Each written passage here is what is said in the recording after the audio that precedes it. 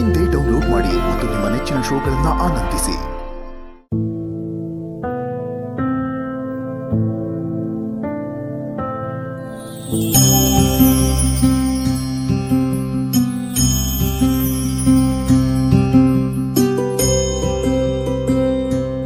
ನಾನು ಲಕ್ಷ್ಮಮ್ಮ ಅಂತ ಸೂಲ್ಗಿತ್ತಿ ಸರ್ಸಮ್ಮ ಕಳಿಸಿದ್ದು. ಸರ್ಸಮ್ಮನ ಹಾಗೇನೆ ಹೆದರ್ಬೇಡಿ, ಅವರು ಕ್ಷೇಮವಾಗಿದ್ದಾರೆ. ನಾನು ಸೂಲ್ಗಿತ್ತಿನೇ. ಕೋಪಪ್ಪನ ನೋವು ಅವರಿಗೆ ಕೇಳಿಸ್ತು, ಅದಕ್ಕೆ ನನ್ನ ಕಳಿಸಿದ್ದಾರೆ.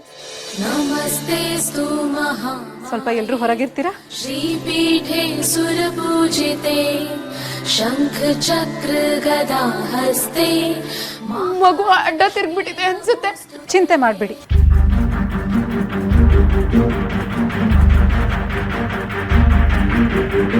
ಮಗಳೇ ಸ್ವಲ್ಪ ಬಿಸಿನೀರು ತಗೊಂಡ.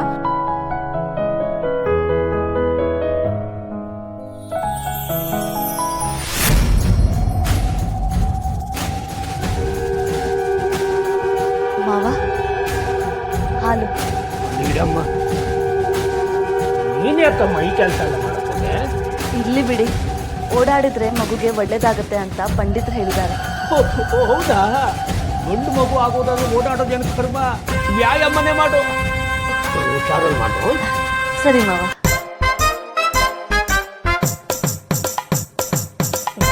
ಮನೆಯಲ್ಲಿರೋ ಉತ್ತುತ್ತಿ, ಗೋಡಂಬಿ, ದ್ರಾಕ್ಷಿ ತಿನ್ಸಿದ್ದು.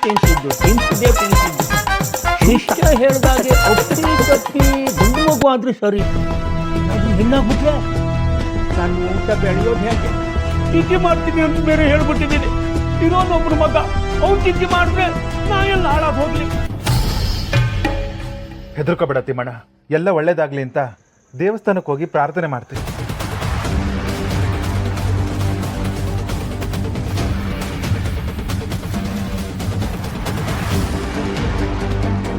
ತಾಯಿ, ಬೇಗ ಹೆರಿಗೆ ಮಾಡಿಸಿ. ಅಮ್ಮ ನೋವಲ್ಲಿರೋದು, ನನ್ನ ಕೈ ನೋಡಕ್ ಆಗ್ತಾ ಇಲ್ಲ. ಆತಂಕ ಪಡ್ಬೇಡ ಅಮ್ಮ, ನಿಮ್ಮ ಅಮ್ಮಂಗೆ ಏನೂ ಆಗೋದಿಲ್ಲ. ನಾನು ಬಂದಿದ್ದೀನಿ ಅಲ್ವಾ, ಹೆದರ್ಬೇಡ. ಹೆಣ್ಣು ಹೆರಿಗೆ ನೋವಿನ ಕಷ್ಟ ಅನುಭವಿಸಿದಾಗ್ಲೇ ತಾಯಿತನ ಪೂರ್ಣ ಆಗೋದು. ತಾಯಿ ಮಗುವಿನ ಸಂಬಂಧ ನೂರ್ಮಡಿ ಆಗೋದು. ಗೋಪಮ್ಮ, ಸಮಾಧಾನ ಮಾಡ್ಕೊ. ಸುಸೂತ್ರವಾಗಿ ನಿನ್ನ ಕಂದನ್ನ ನಿನ್ನ ಕೈಗೆ ಕೊಡ್ತೀನಿ.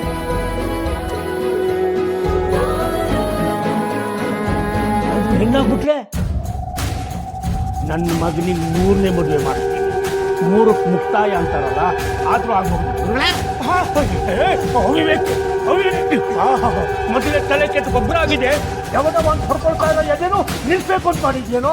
ಯಾಕೋ ಪ್ರಾಣ ಹೋಗೋ ಥರ ಕಿರ್ಸ್ತಾ ಇದೆಯಾ? ಏನಾಯ್ತು? ಪ್ರಾಣ ಹೋಗ್ತಾ ಇದೆ ಗುರುಗಳೇ.